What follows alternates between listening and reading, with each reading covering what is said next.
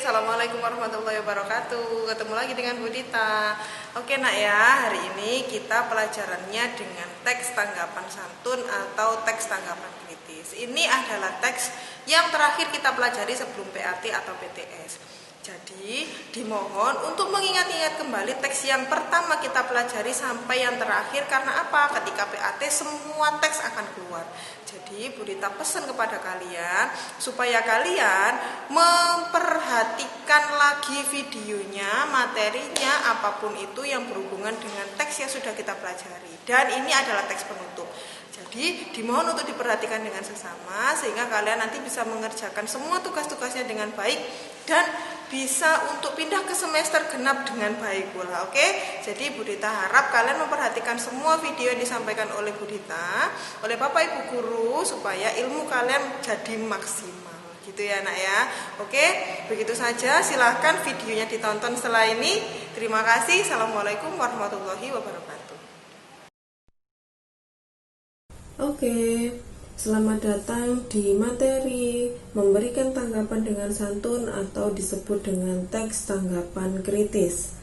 Nah, ini adalah materi terakhir kita sebelum kita melakukan PAS di semester ganjil ini. Oke ya, silakan kita mulai dari pengertian dan struktur teks tanggapan santun.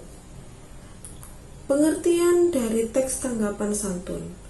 Tanggapan adalah hasil pengamatan yang berupa gambaran, lukisan, kesan dari pengamatan yang tersimpan dalam jiwa. Tanggapan adalah pendapat maupun reaksi seseorang setelah melihat, mendengar, merasakan. Sedangkan kritis adalah suatu penyampaian pendapat agar mengetahui arti yang sebenarnya. Jadi, dapat disimpulkan bahwa teks tanggapan kritis adalah jenis teks yang digunakan untuk meringkas, menganalisis, dan menanggapi teks berupa respon atau review. Dapat berupa pujian atau pro, dan kritik atau kontra. Teks ini memuat fenomena di sekitar dengan disertai fakta dan alasan yang mengandung kata imperatif atau perintah, deklaratif atau penjelas, dan interrogatif atau kalimat tanya. Oke, kita geser kepada slide yang selanjutnya. Ada struktur teks tanggapan santun atau tanggapan kritis. Yang pertama ada evaluasi, yang kedua ada deskripsi teks, yang ketiga ada penegasan ulang. Evaluasi itu adalah pendahuluan atau bagian awal pembuka dari teks cerita atau teks tanggapan santun. Sedangkan deskripsi teks adalah isinya, nyawanya dari teks tersebut. Dan penegasan ulang adalah pengemukaan kembali atau menunjukkan satu kalimat yang digunakan untuk memperjelas isi dari teks yang telah kita tulis tersebut, atau dapat kita sebut sebagai kesimpulan dan penutup dari teks yang sedang kita tulis. Selanjutnya, kita akan mempelajari tata cara menanggapi teks tanggapan. Karena ini namanya teks tanggapan santun, maka akan ada tanggapan yang harus kita berikan, yaitu berupa tanggapan yang setuju atau pro, dan tanggapan yang tidak setuju atau kontra. Lalu bagaimana cara menanggapi isi teks tersebut? Yang pertama, kita harus membaca teks secara keseluruhan. Yang kedua, mengidentifikasi informasi dalam teks. Yang ketiga, menanggapi teks dengan kalimat atau kritikan atau kalimat tidak setuju, kontra, dan menanggapi teks dengan kalimat pujian atau persetujuan atau pro. Jadi ada dua ya, kontra dan pro. Silakan dilihat di slide yang selanjutnya, ada contoh teks tanggapan. Saya memberikan judul pilih nomor 1 atau 2. Berita memberikan contohnya dalam bentuk menentukan strukturnya dulu. Tadi ada 3 struktur ya, evaluasi, deskripsi teks, dan penegasan ulang.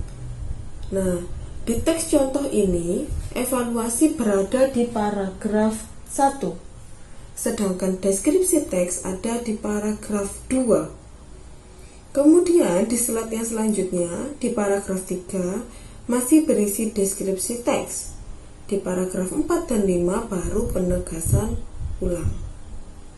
Nah, bisa kalian lihat ya apa perbedaan dari evaluasi, deskripsi teks, dan juga penegasan ulang.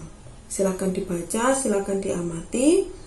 Jadi kalian sambil belajar secara mandiri, sambil mengobservasi secara mandiri. Kemudian di slide selanjutnya, saya tetap memberikan contoh menanggapi teks, namun kali ini saya memberikan contohnya bagaimana cara memberikan tanggapan yang pro ataupun yang kontra. Nah, biasanya di evaluasi yang berada di paragraf 1 itu pendapatnya netral. Jadi tidak ada yang pro, tidak ada yang kontra. Sedangkan mulai di paragraf 2 dan di paragraf 3 sampai 4 ini adalah pernyataan setuju atau pro. Dan di paragraf yang terakhir merupakan kontra atau pernyataan yang tidak setuju. Bagaimana cara membedakannya? Kalau pernyataan yang kontra, ada kata yang menunjukkan rasa ketidaksetujuan, rasa penolakan, rasa ingin mengungkapkan pendapat yang lain. Sedangkan kalau pro, itu antara kalimat dengan judul kalian menyetujuinya. Jadi misalnya di satu paragraf ada yang bilang bahwa oke, presiden 1 saja yang baik, presiden 1 yang nomor baik, kalian menyetujuinya. Itu artinya tanggapan yang pro.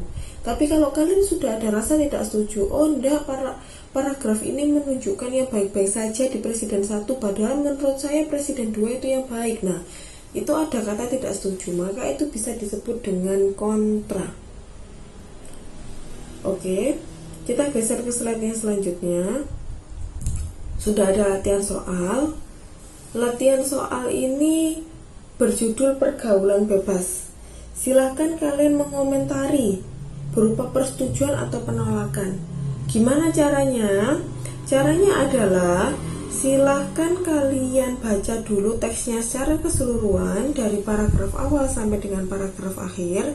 Kemudian kalian buat sendiri komentar atau kalimat persetujuan dan kalimat penolakan. Jadi kalian buat kalimat persetujuannya 2 dan kalimat penolakannya 2. Ya, kemudian kalimat netralnya 1. Jadi jumlahnya 5. Jadi sekali lagi Budita ingatkan, dibaca dulu secara keseluruhan, kemudian kalian harus membuat sendiri kalimat atau tanggapan persetujuannya 2, tidak setujunya 2, dan netralnya 1. Jadi totalnya 5.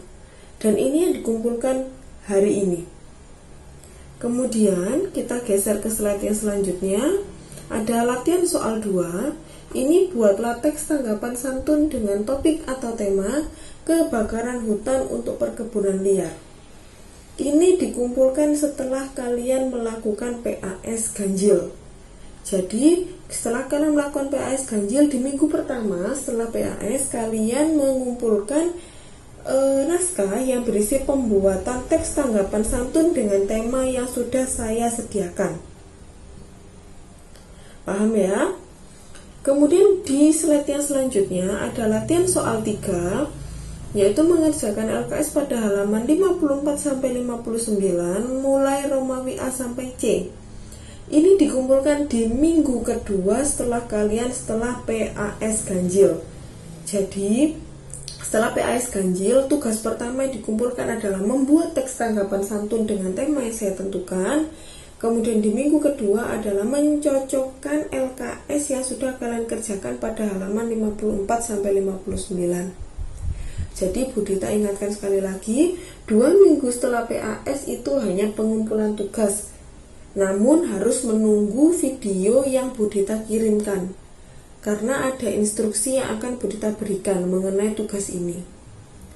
Ya, jadi tidak ada materi dulu, hanya tugas-tugas saja. Gitu ya. Oke. Budita rasa cukup sampai di sini materi kali ini. Jika ada pertanyaan boleh WA ke Budita atau japri di Microsoft Teams. Jika sudah jelas silakan segera dikerjakan. Budita tunggu pengumpulannya. Tetap semangat belajar di rumah, dan Bu Dita akhiri. Terima kasih. Wassalamualaikum warahmatullahi wabarakatuh.